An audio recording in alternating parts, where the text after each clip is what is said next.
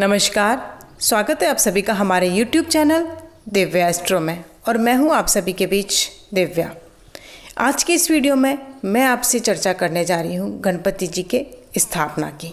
देखिए, यदि आप भी गणपति जी की स्थापना करना चाहते हैं तो सबसे पहले आप इस बात का ध्यान रखिए कि आप अपने गणपति जी की स्थापना कहाँ पर कर रहे हैं।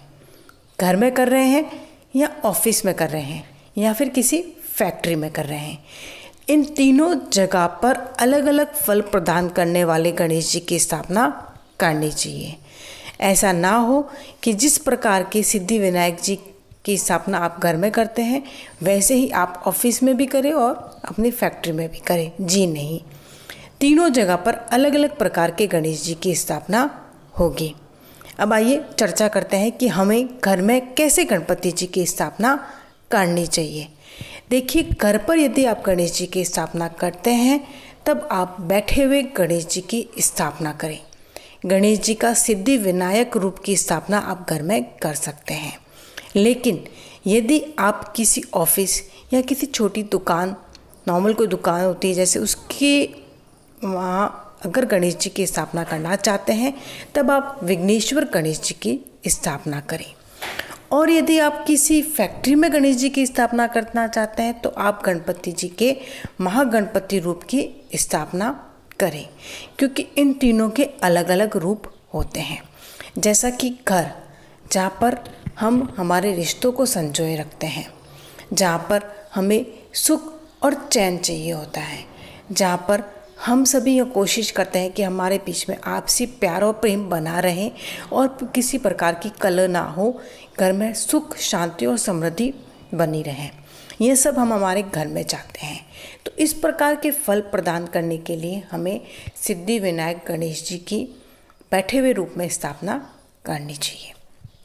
रही बात ऑफिस या दुकान की या किसी फैक्ट्री की, तो वहाँ हम जब भी जाते हैं और जब तक काम करते हैं एकदम एक्टिव मोड पर रहते हैं। वहाँ हमें हमारा 100% देना होता है। वहाँ हमें बहुत ही मेहनत की ज़रूरत पड़ती है। तो वहाँ पर यदि हम सिद्धि विनायक रूप की गणेश जी की स्थापना करते हैं या बैठे हुए गणेश जी की स्थापना करते हैं तब हम उतना एक्टिव मोड में नहीं रह पाते हैं। हमें एक्टिव मोड में रहने के लिए खड़े हुए गणपति जी की स्थापना करनी चाहिए। जो भी आपका वर्किंग प्लेस है, जहाँ पर आप काम करते हैं, वहाँ पर आप खड़े हुए गणेश जी की स्थापना करें। उससे आप हर वक्त एक्टिव मोड में रहेंगे और आपका घर, वहाँ दुकान का या फैक्ट्री का काम बहुत ही अच्छा चलेगा। अब मैं आपसे बात करती हूँ कि गणेश जी जो होते हैं, यदि आप घर में स्थापित कर रहे हैं तो उनकी मूर्ति की साइज़ कितनी होनी चाहिए। देखिए, मूर्ति की साइज़ जो है वो 7 से 9 इंच तक ही होनी चाहिए यदि आप अपने घर में गणपति जी की स्थापना करना चाहते हैं। तो घर पर ज़्यादा ऊंचे या ज़्यादा बड़े गणपति जी की स्थापना नहीं करनी चाहिए। लेकिन यदि आप किसी मंदिर या किसी पंडाल या सामूहिक रूप से अगर आप गणपति जी की स्थापना करते हैं तब आपके लिए मूर्ति की ऊंचाई कोई मैटर नहीं रखती है। आप किसी भी प्रकार के गणेश जी की साइज़ के गणेश जी की स्थापना कर सकते हैं। साथ ही साथ जो गणेश जी होते हैं वो हमें सुख और समृद्धि देते हैं। हम हर पूजा की शुरुआत में, मांगलिक कार्यों की जो शुरुआत होती है उसमें हम सबसे पहले गणेश जी की पूजा करते हैं।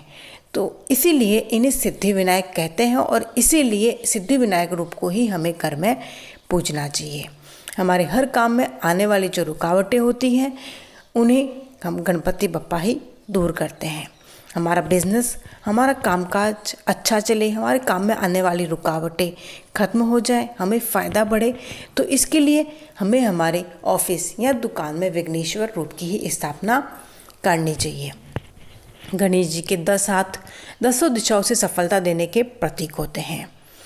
इनको पूजने से हिम्मत, ताकत और एक पॉजिटिव एनर्जी हमेशा बनी रहती है।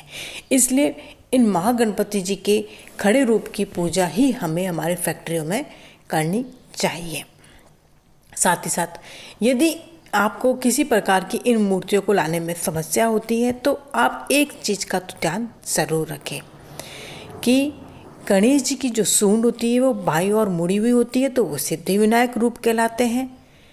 तो आप बाईं ओर मुड़ी हुई सूंड वाले ही गणेश जी अपने घर पर लेकर आए। दायां दांत टूटा हुआ और बायां वाला पूरा हो, नाक की जनेऊ पहने हो, जांघें मोटी हो और घुटने बड़े हो, दायां पैर मुड़ा हुआ हो, बायां पैर नीचे की तरफ निकला हुआ रहे, एक हाथ आशीर्वाद देते हुए और दूसरे में अंकुश कोई हथियार हो, एक हाथ में मोदक और दूसरे में रुद्राक्ष की माला हो, सिर पर मुकुट, गले में हार पहने हुए बैठी हुई मूर्ति होनी चाहिए। ये है हमारे सिद्धि विनायक जी का रूप। और रही बात वर्क प्लेस की, तो देखिए दाईं तरफ मुड़ी हुई सूंड वाले गणपति विघ्नेश्वर होते हैं। इन्हें ही हमें दुकान और ऑफिस में स्थापित करना चाहिए। इस मूर्ति का रंग पीला होनी चाहिए, आंखें इनकी काली होनी चाहिए, कान चेहरे के हिसाब से बड़े होने चाहिए, इनके सिर पर मुकुट होना चाहिए और इनका ललाट चौड़ा होना चाहिए और उस ललाट पर तिलक लगावाना होना चाहिए। बड़ा पेट होना चाहिए, नाक की जनेऊ पहनी होनी चाहिए। ऐसी 8 हाथों वाली मूर्ति हो, एक हाथ आशीर्वाद देते हुए हो और बाकी में कमल, अंकुश, ग्रंथ, शंख, धनुष, पाश और मोदक हो, साथ ही गणेश जी खड़े हुए हो, तो यह कहलाता है गणपति जी का विघ्नेश्वर रूप। कारखानों में मूर्ति की स्थापना के लिए जो महागणपति जी का रूप है वह है कि मूर्ति का रंग लाल हो या फिर स्लेटी कलर का हो, एक दांत हो, सूंड दाईं तरफ मुड़ी हुई हो, 3 आँखें हो, बड़ा पेट हो और नाक की जनेऊ पहनी हो, जिनके 10 हाथ होने चाहिए।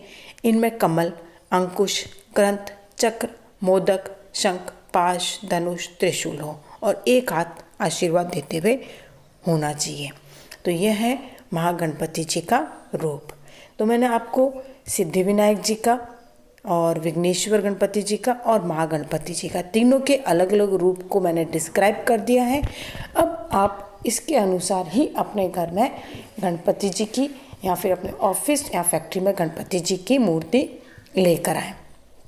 नेक्स्ट वीडियो में मैं आपसे बात करूंगी कि गणेश चतुर्थी के दिन यदि आप मूर्ति घर पर लाते हैं गणेश जी की या फिर स्थापित करते हैं तो उस दिन आपको किन किन बातों का ध्यान रखना चाहिए और किस प्रकार की गलतियां करने से आपको बचना चाहिए। अगर आज का मेरा यह वीडियो आपको पसंद आया हो तो वीडियो को लाइक करना बिल्कुल भी ना भूलें। साथ ही साथ अगर आज आप मेरे चैनल पर पहली बार आए हैं तो चैनल को सब्सक्राइब कर दें और बेल आइकन भी प्रेस कर दें, क्योंकि मैं अपने इस चैनल पर आपके लिए इसी प्रकार जानकारी से भरे वीडियोस लाती रहती हूँ। और आप जाकर के एक बार मेरे इस चैनल की प्लेलिस्ट भी ज़रूर चेक कीजिएगा, क्योंकि प्लेलिस्ट आपको अलग अलग टाइप के अकॉर्डिंग बनी हुई है। कुछ वास्तु उपाय, कुछ सपनों के अर्थ, साथ ही साथ कुछ ज्योतिष के अलग अलग उपाय या फिर सारे व्रत और त्यौहार से संबंधित जानकारी भी मैं अपने इस चैनल पर टाइम टू टाइम अपलोड करती हूँ। आप सब्सक्राइब करने के बाद बेल आइकन ज़रूर प्रेस कीजिएगा और ऑल नोटिफिकेशन पे प्रेस कीजिएगा। अब मैं आप सबसे इजाज़त चाहती हूँ। जय गणपति जी की जय हो। धन्यवाद।